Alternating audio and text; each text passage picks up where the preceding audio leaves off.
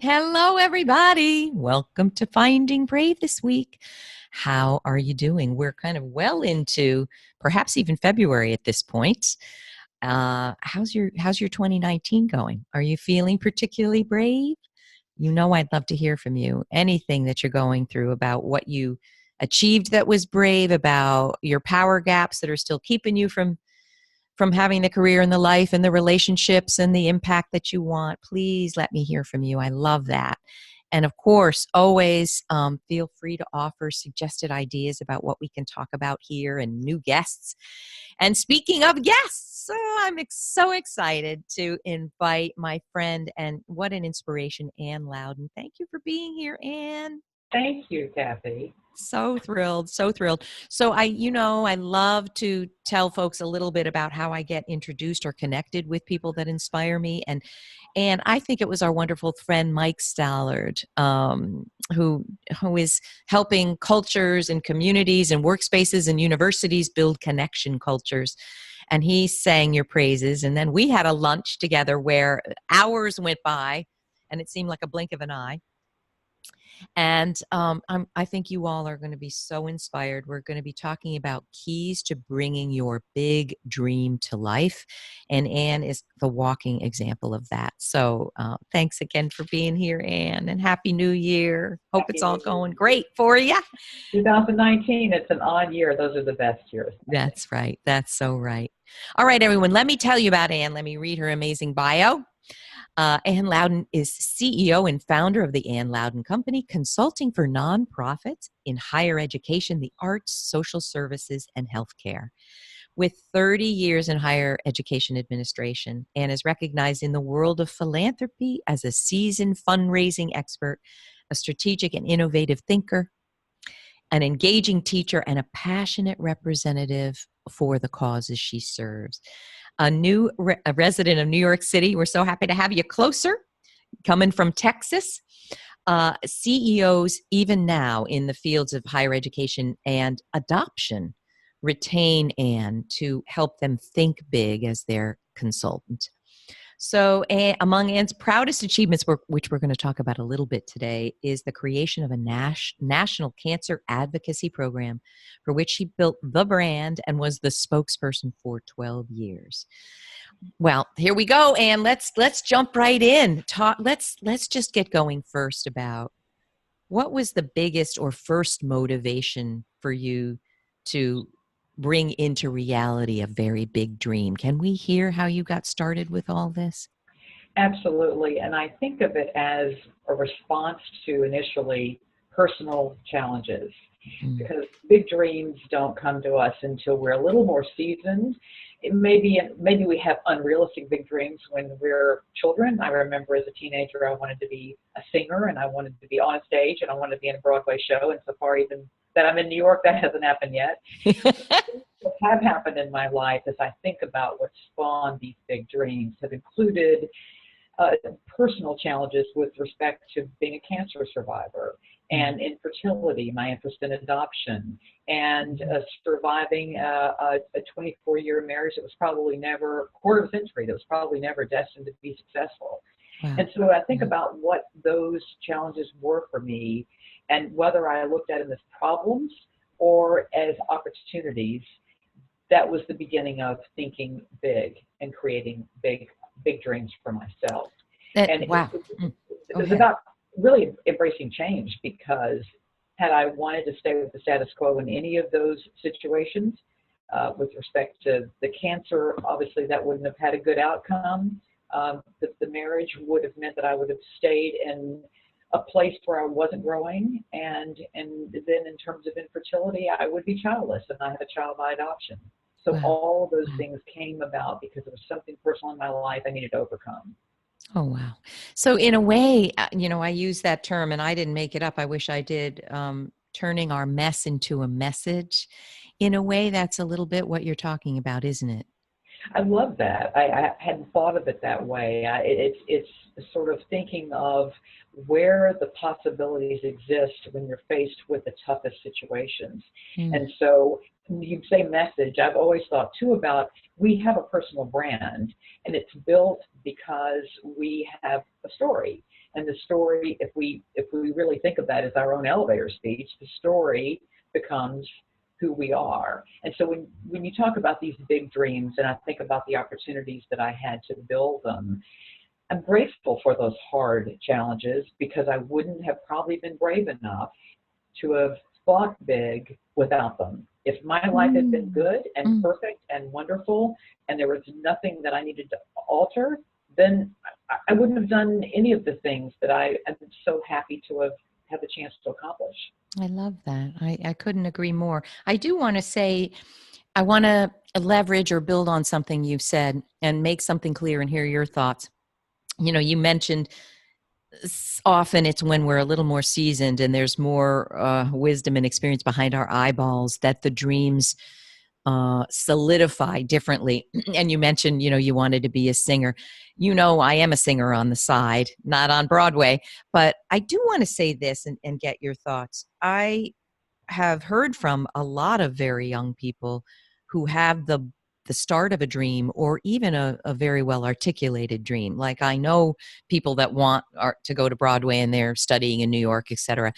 So I do want to say this, and I'm just making this up as we go. Tell me what you think.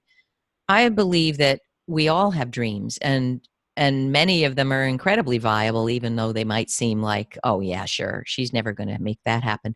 So I would say that we don't have to be older to have viable dreams. I do think that, however, part of having your dream be realized is not overly attaching to a particular outcome, like I'm 18 and if I don't sing on Broadway, my life is over. I What do you absolutely think? agree with that. First of all, I know you're a singer, and I'm jealous that I like to think that music has changed your life, and it does in so many ways. I represented an artist who was on American Idol as his manager for 2.5 years. Wow. And so there was an example of a young man who had great talent and never even really considered the possibility of being on a national television show and advancing from 100,000 people in the queue to one of the top 12 male performers in the year that he was chosen. Golly. And I think about what you just said about he never said to himself, okay, if I don't become the American Idol for this particular year, my life is over. What he thought of it as was this chance to prove to himself that he could be stronger than he thought. And I look back in those 2.5 years when we did together, we made it up as we went along. That's the other thing about having a big dream is sometimes you don't have the roadmap. So you have the concept and you know that you can visualize the future, but you don't know the pieces of getting there. I'll just say one other thing about visualization because I think it's so important. I recently read once that when you think about wanting that new car, I always said I wanted a red BMW convertible. I don't even know if they make red ones, but who knows? So I have to picture myself in the red car, but in my driveway. And since I live in New York City, I don't have a driveway anymore. But the idea of being actually physically present in this moment.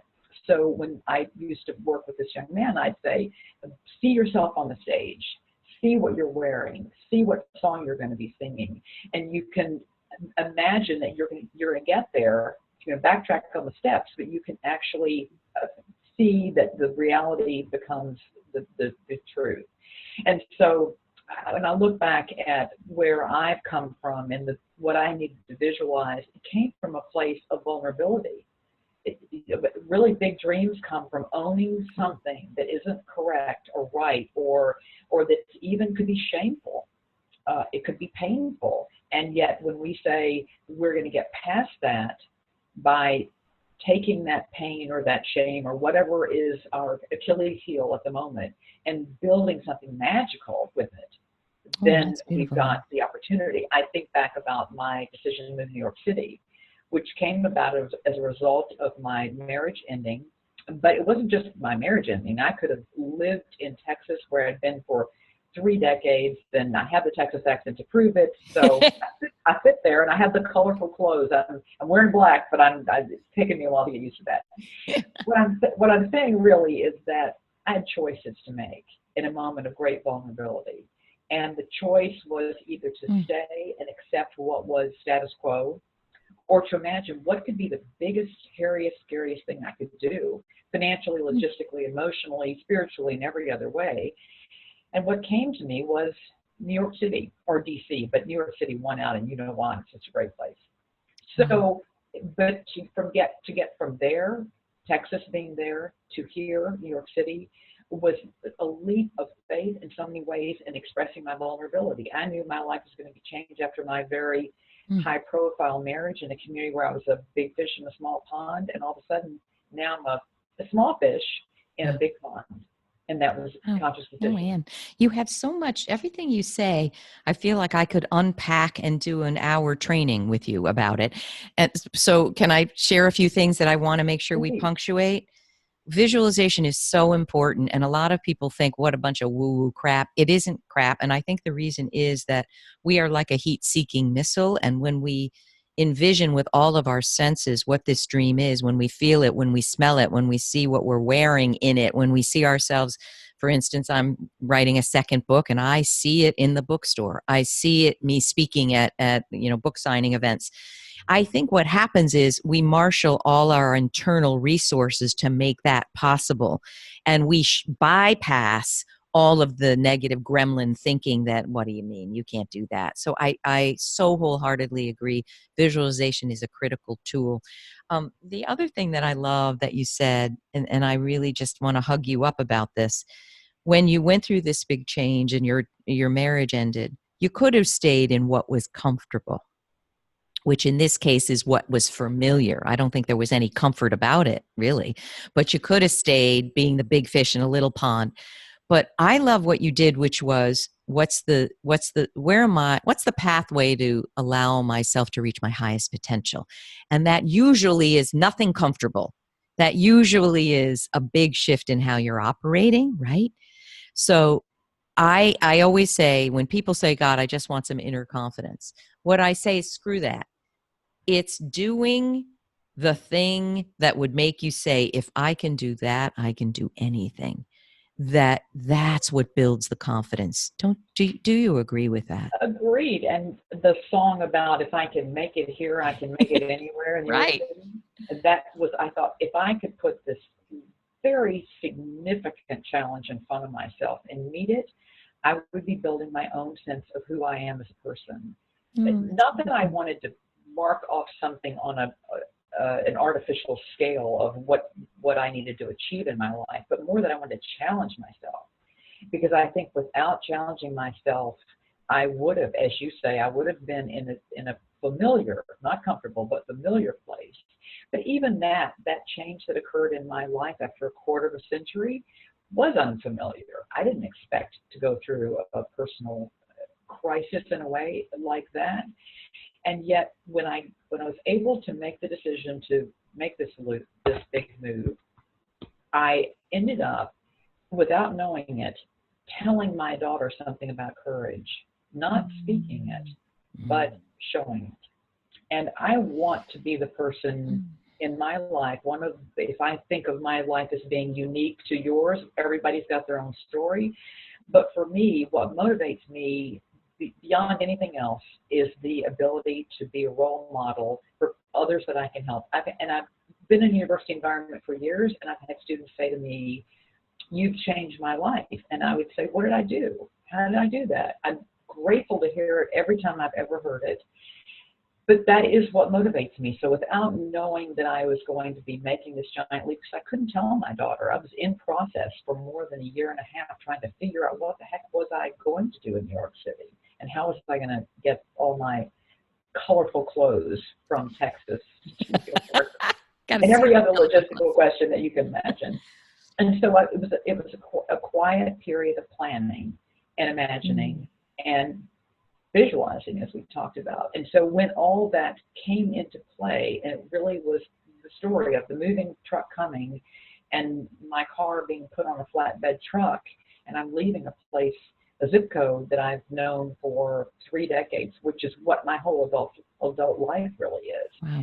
And then my daughter said, "Mom, I didn't really know you were going until I walked out the door." Oh my. So all of that was a demonstration for her. It was not a statement of courage, but meant to me that I could show her that in a challenging situation, you don't have to choose what's familiar. You can choose what's difficult, and then on the other side of the decision, you can be a different person. Oh I gosh, am a yeah, different person that than I is. used to be. And my accent's going away, can you tell? It's a lot less than our first conversation.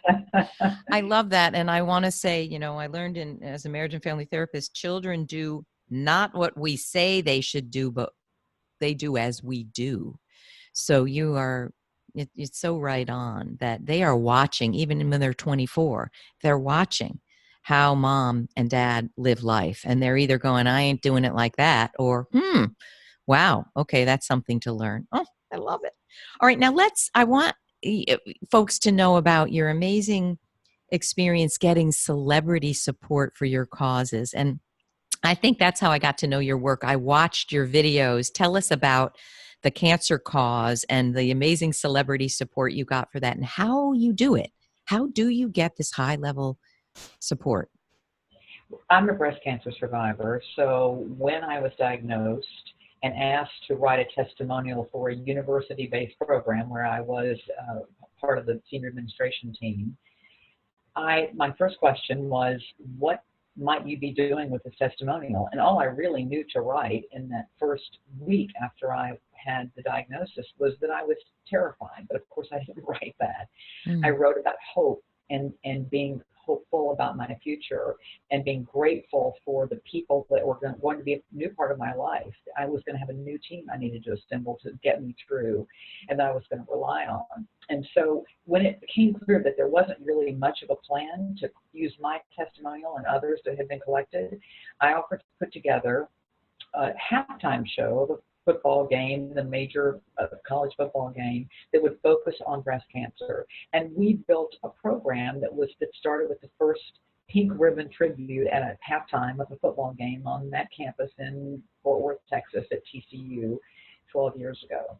Wow. And since that time, since that first year when I did this sort of really half-assed job, because I had 3 weeks between my surgery and the start of my treatment, and that was the 3 weeks I used to put together this production, I got better at it. Still know what I was doing, but I began producing full-scale music videos, the full length of a song, and a full group of 1,000 to 2,000 people in each video, lots of survivors, lots of medical professionals, lots of university students. And the goal was to really empower survivors and to look and see that this whole community was rallying around them in their journey.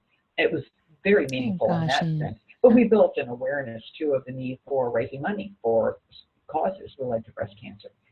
So I shot and created over 7 years, 7 music videos.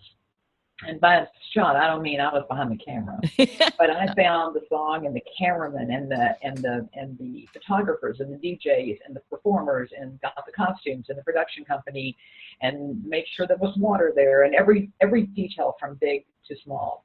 And so as we progressed, I decided that this video shouldn't just be Texas-based. I should shoot a national video. And that meant I needed a celebrity. I needed a song by someone important. Not that the former performers hadn't been important, because they had been, and they had wonderful talent. But I thought about what music could be inspiring. And one night at 3 in the morning, I'm listening to music on my computer, I'm a night owl, and so I hear this happy little song by Josh Groban. It's called Brave. Oh, and great. the lyrics were inspiring. The melody was perfect because in my head I was already concocting this dance. All these music videos were dance videos. I was concocting this dance that involved 4 different forms of dance and pulling a giant pink ribbon through skylines of cities that we would recognize and involving people in every city and finding sites that would look like a memorable and recognizable place that we've all seen before. And so then I'm thinking, how do I get Josh Groban involved in this? And he was one of many celebrities who got involved in these videos over the years. And so I thought there's got to be 3 steps. The first is I need to know everything I need to know about him. Does he have cancer in his family? Wow. Is there any chance that he has been involved in other philanthropic activities? Who I might know in my world that could get to him?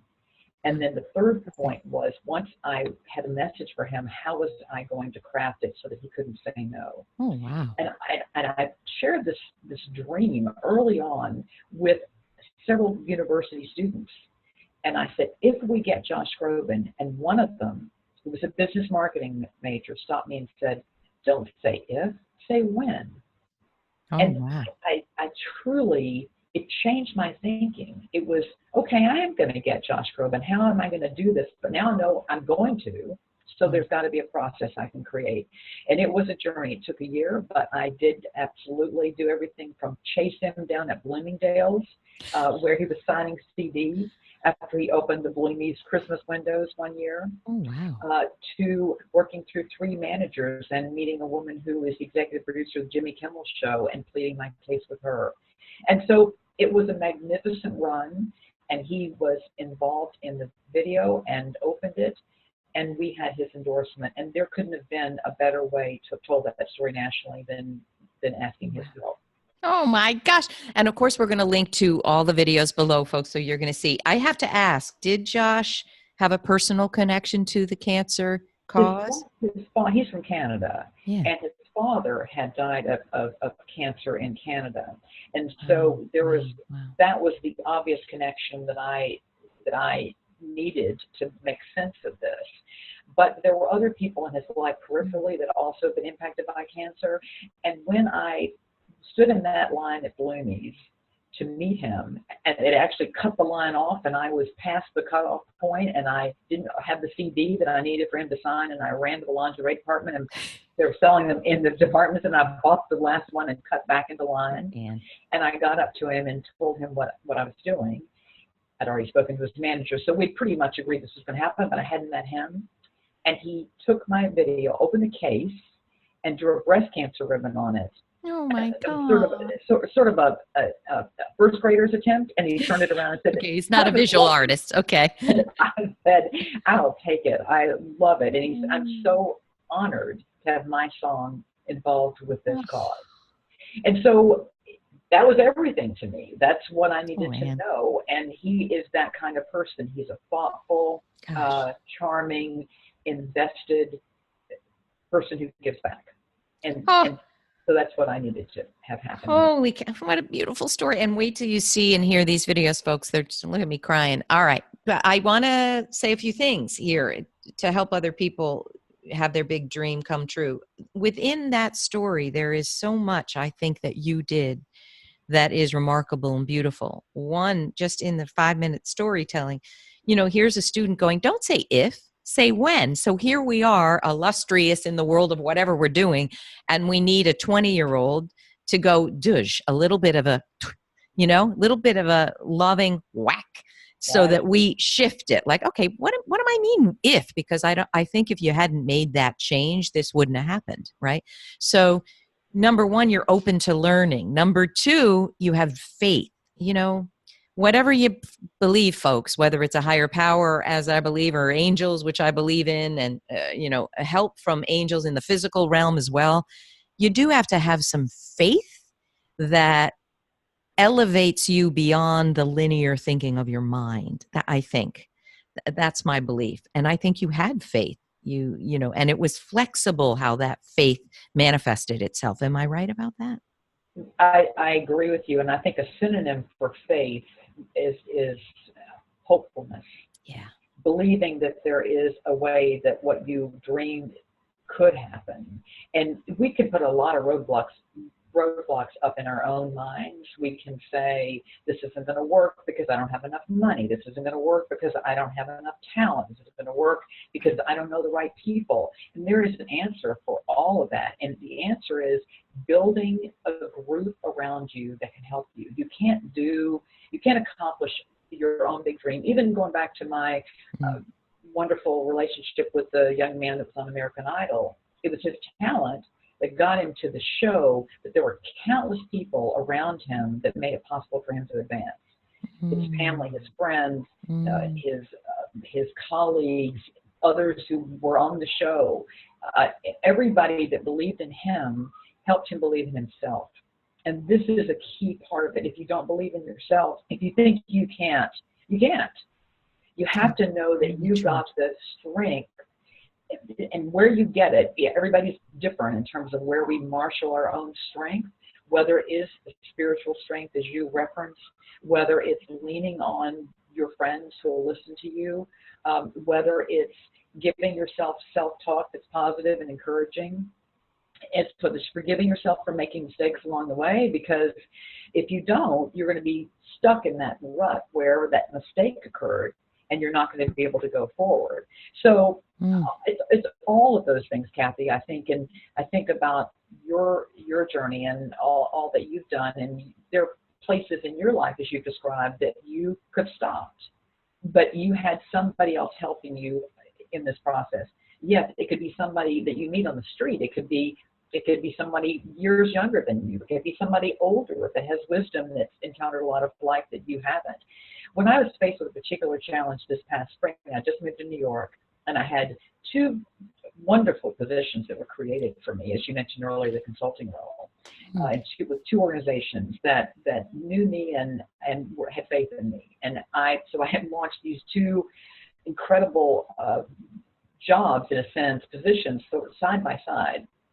And one of those came to be a full-time position that was offered to me last spring, and I knew if I took it, I couldn't give it what I needed to, because part of my dream had been, leaving Texas, was being in New York City, and the position was on Long Island. And so I worried about it, and I thought about it, and I wondered what I could do. How could I actualize my dream and do something that didn't give me the pathway to achieve the dream? So I asked 20 people for their feedback. And you Mm. know that 15 of the 20 said, "Oh, take that position. You'll figure it out later." Only 5 supported me. So Mm. 1/4 of my group, my survey group, were not in favor of my yet another Evel Knievel jump and big decision that I needed to make. But I only needed those Mm. 5.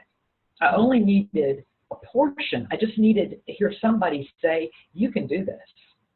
I thought I Mm. could, but it was so critical for me to have the cheerleaders, Right. because I like to cheerlead for other people. So Right. and I was calling people that weren't necessarily that close to me. I wanted all kinds of opinions. And Mm. so I would say to those of us who have these dreams, not sure how to make them happen, find your sports team. Find the Oh people that gosh, I believe in love it. you. And I write a lot about get the right kind of help, not the wrong kind of help, and I outline what the wrong kind of help is. And often it's well-meaning, but the wrong kind of help doesn't see the future vision of you before it's hatched. They look at and the wrong kind of help uses their own values, their own agenda, and puts that on you, rather than these 5 who said, "Of course you can do what you want. Of course, I'm guessing they said that. Of course you should honor the thing that you're coming to New York for, to immerse yourself. Of course you're going to find something else." That's the right kind of help. But I love that you listened to all of it and you made the final decision. I love it. I love it. Beautiful. Well, it's personal research. We all have to do it. Yeah, so true. I want to say one more thing that I'm hearing from the story about Josh Groban and what you did for cancer. You've probably read The Secret because you're talking about, visualization. I have a problem with that book, and there was a lot of backlash because somehow people assumed that if you just sit on your couch and pop bonbons and visualize yourself in a red car, it'll happen. The problem with that is it's not accurate, because the most important ingredient is doing the work.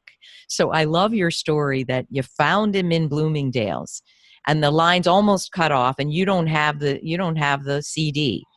You didn't stand there going, "Oh, it doesn't matter, it'll work." You ran and got the CD, which is small. It's a small, seemingly small thing, but every step along the way, you showed up in the fullest way you could.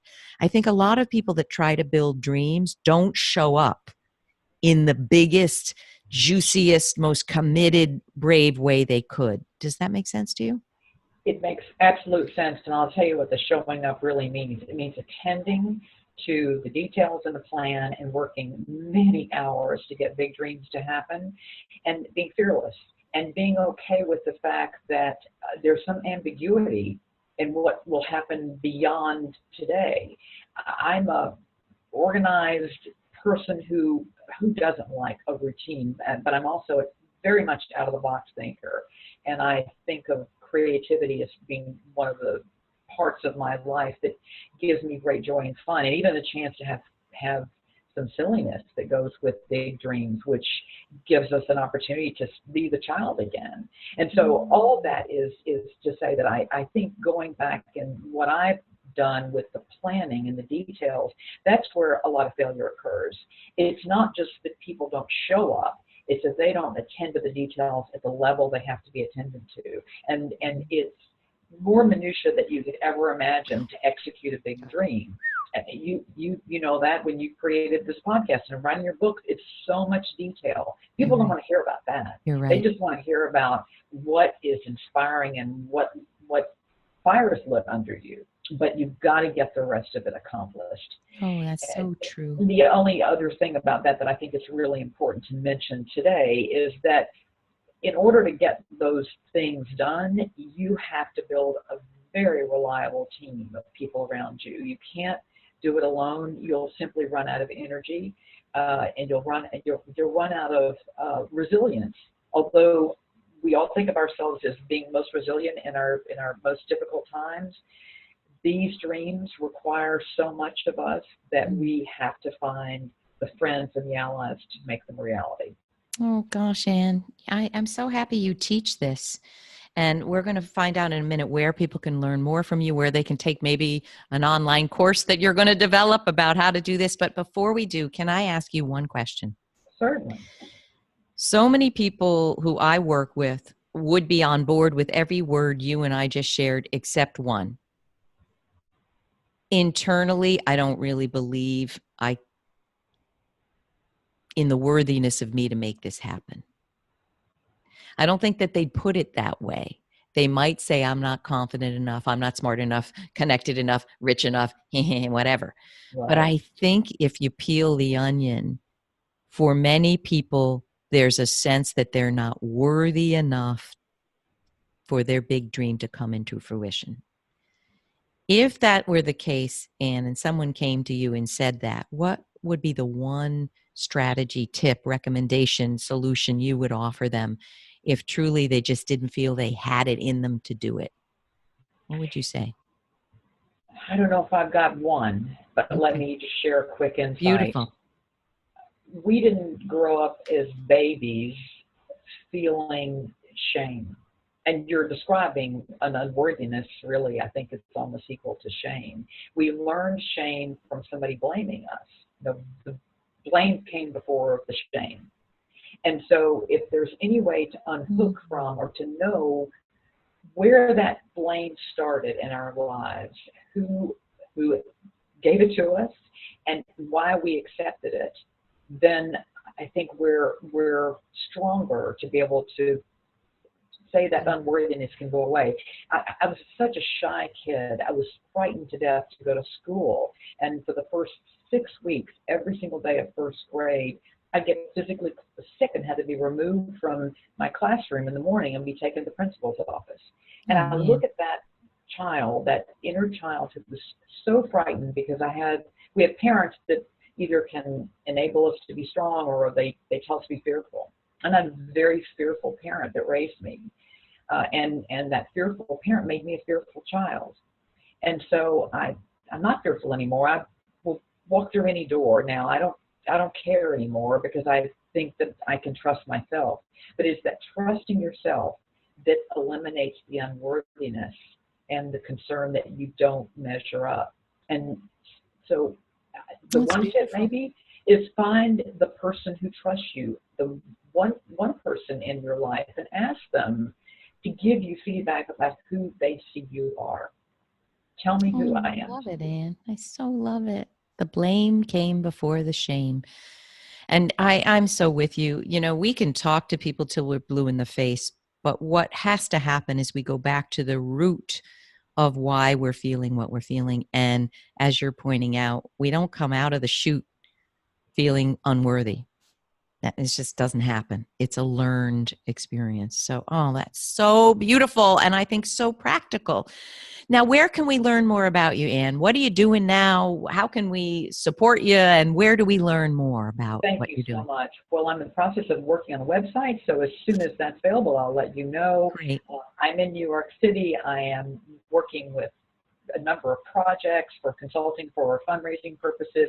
I'd be delighted to connect to anybody by email, either individuals or companies, and I assume that you'll post that email I will. information. And how about LinkedIn? Can we get to you Yes, that way too? yes, I'm on LinkedIn. I'm on Instagram. My life is there. My life is on Facebook, and it's the adventures of my life. I'm actually posting for all those Texans that are curious how a Texan What the heck is she what gone and done over there in New York? what I'm is she sure that. doing? I'm not saying as a single person. A whole other topic is this world of being back in circulation, and I realized That's I a great realized term. well, I realized that my astrological sign, I'm a Libra, is the only sign in the zodiac that actually welcomes first dates. So can you even I imagine? can't. I have to. I'm a Gemini, and I'm pretty sure we don't welcome first dates. So imagine that part of the dream is to figure out how successful you can be out there in midlife in your second chapter, finding a new life for yourself and a new mirror to look at yourself. That'll be your next book and your next project and your next video That's series, which so many of us need.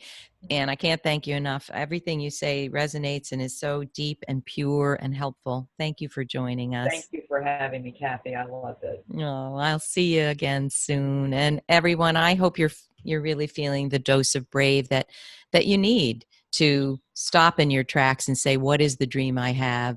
Why am I worthy to do it? And who can I get to support me? Who's going to uplift me all along the way? Thanks, everybody. Have a fantastic week. And Ann, we'll see you again. Bye. Bye. Thank you.